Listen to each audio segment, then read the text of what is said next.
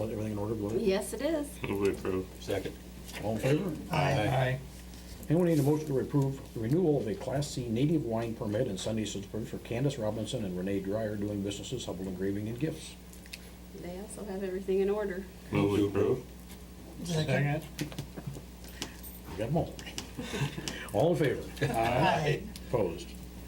Anyone need a motion to approve a funding request by the Humboldt Dakota City Chamber of Commerce for $3,500 for the July 2015 fireworks? The city council over the last few years has supported the fireworks with funding of $33,500. It allows for a little bit larger display than what otherwise would be able to be paid for by the chamber. They have taken some steps to increase funding. They've started emptying out that can bin and doing a lot of things along those lines to get more money out of the can bin because It's been filling up more yeah, rapidly and stuff anyway doing it that. fills up too rapidly. Okay. Okay. As somebody who's on the chamber, it fills up too rapidly. But they have raised more money through that, but it's still, the display would be a little bit smaller if it wasn't for this. It just allows for a big display. One of the things to be contemplated is the funding in the last few years has come out of cable TV funds. This is it would be an eligible expenditure for hotel motel tax.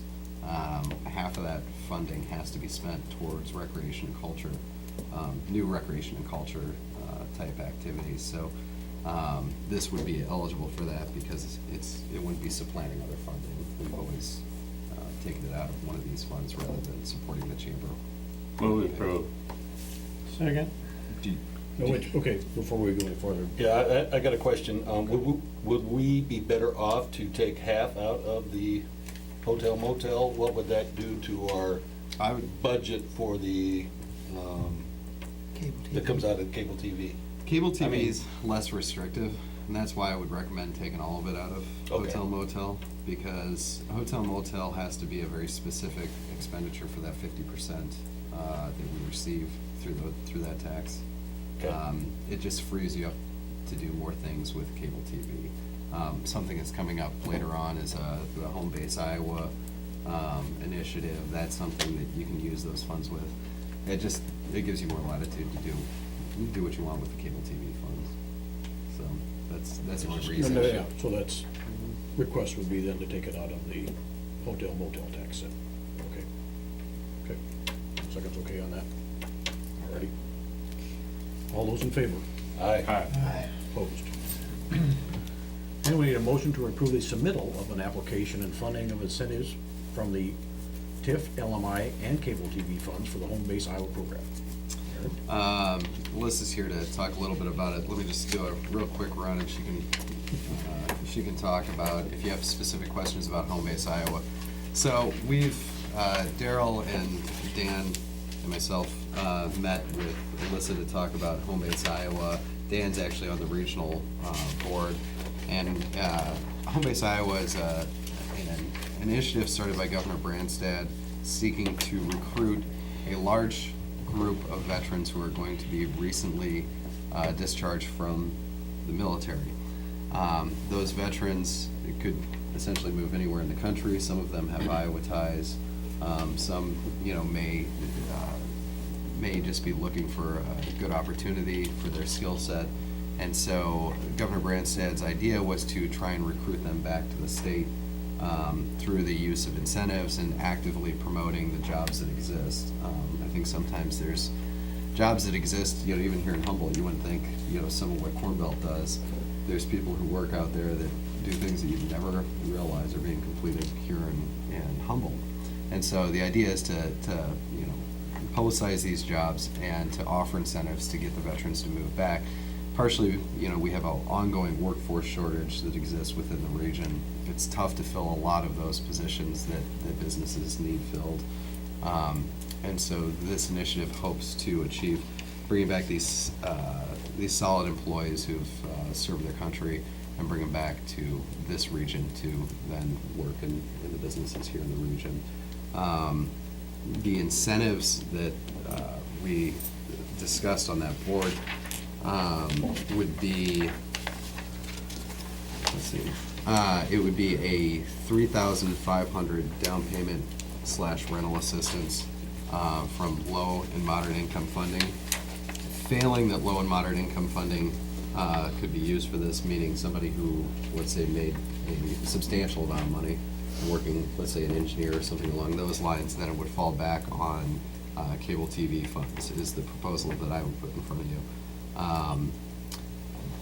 The majority of these individuals are probably gonna fall under LMI funding, I mean, unless, and if they are, you know, engineers, or they are somebody with that skill set, that's a win-win also, because they're in desperate need in this area, so, you know, if we do have to take it out of the other pot of money, that's a good deal, you know, it's like recruiting a doctor, it's something we desperately need in the area, so.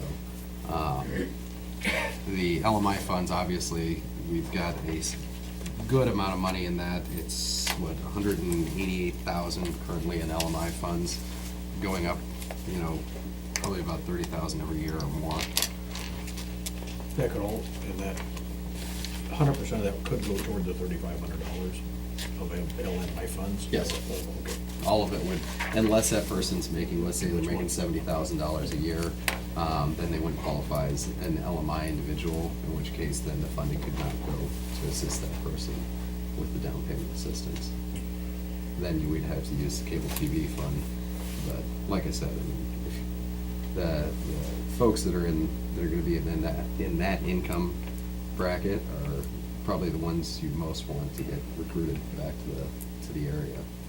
The only concern I would have from looking at this is that the 3,500 on the housing, but I, in my own opinion, don't think that should go toward rental, because it's two different things, you know, one, we're trying to recruit people and get taxes out and stuff, and the other one, really that, it's bringing someone here, but that's not really doing anything as far as for city, as far as, you know, what would, you know, in my opinion anyway. And I guess I forgot to, I didn't make that clear, that the rental would only be $1,000 of it, and then the other would be 2,500 would be down payment assistance. If somebody moves straight All to right, okay, I town, didn't, yeah, sorry. Okay, I thought it was- Should clear that up a little the bit. way I read that was Well, 3,500. Aaron, if I could interject, if they Yeah. don't use the 1,000 in Yeah. rental assistance, then that's where he got the 3,500. Okay. Then it's 3,500 in down payment Okay, assistance. okay, that's- So thinking that someone coming from South Carolina might not necessarily buy a house right away, still, you know, incenting them to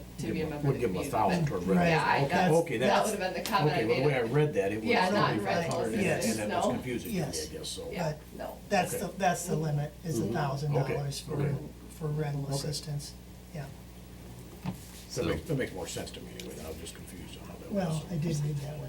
I know Yeah, it looked like it was up to Well, $3,500. yeah, that just, going through that stuff Mm-hmm. anyways, I just truly, I just thought it was, And then, as part of that, we had put together a proclamation supporting the Home Base Iowa initiative and supporting the application. There's a regional application, there's a county application, and then eventually a city application for Home Base Iowa. I think that's gonna be down the road a little bit, wait for the county initiative to get going, but the incentives would be essentially parallel exactly what's going on with the county. So Humboldt County Development is applying for the Humboldt County designation. There really isn't necessarily a need to formalize it with your application if you don't want to go through the extra work or submit the application. Obviously, as a member of Humboldt County, you would fall under that designation. So it's completely up to you, but we will apply probably by the end of the week. when you drive into Greene County, it says, there's a little sign that says they're a home-based, Yeah. is that something everyone would get if they're a home-based county, or is that something they Yeah, just elected part of the to do? application is for you to create a plan on how you're gonna display the designation. Through Humboldt County Development's partnership with Mid-Iowa Growth, Mid-Iowa Growth is actually gonna fund 8 signs for each county. Okay. So we will have Humboldt County Development's application is gonna utilize those 8 signs. And we'll work with our engineers and DOT representative on where those would be the best, where they make the most sense to put them. And then should the city of Humboldt want to put a few more signs at various locations throughout the city that make sense to you guys, you're more than welcome to do that. But Our application will just be for those 8 signs, just to make sure that we can meet the requirements. Yep. Yeah, and you can see, this is the Home Base Iowa website, and so you've got the HBI communities, and then they finally got the links active down here. Well, good. The links are up and running, and you can see all the different communities. There's not that many. Melissa's really kind of on the cutting edge getting it put together, so there's not too many that have gone down this path. MIGP would actually be the first region recognized. Obviously, you can only see, there's only one city up there thus far, but. And maybe just for a second, we could talk about the initiative started with our region.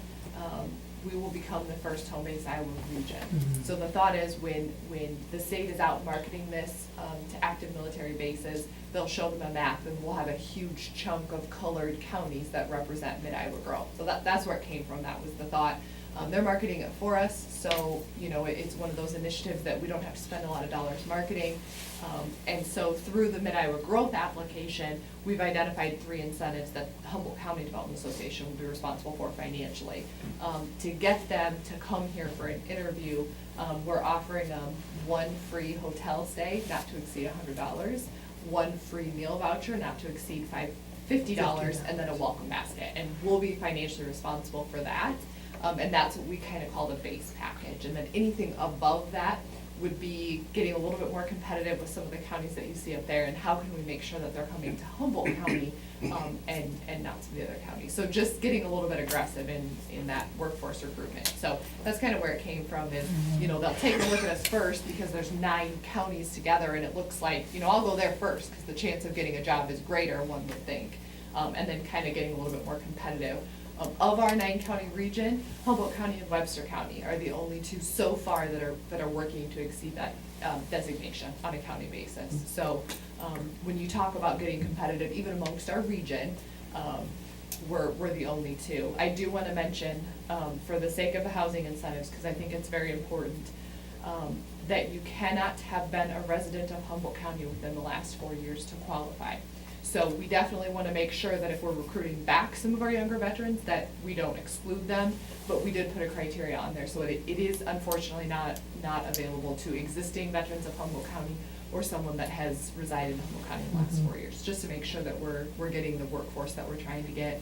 And likewise, you have to have been honorably discharged within the last 12 months. So that would be another criteria, just to make sure that we're really screening those applicants.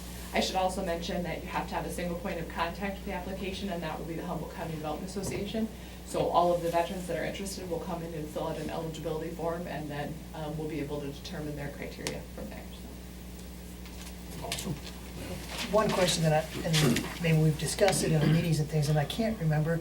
Now, if they were to locate here in Humboldt, even though they would work in Fort Dodge or Webster County, would they still be No. entitled? They have to have a job in Humboldt County or Yes. the city of And Humboldt. reside in And Humboldt reside County. here, so they couldn't live in Webster, or work in Webster County and then wanna locate their residence here. No, and I could- actually, we've really had a great conversation with Webster County because of some of those similarities where you live and work in one or the other, and they're gonna model it the same way.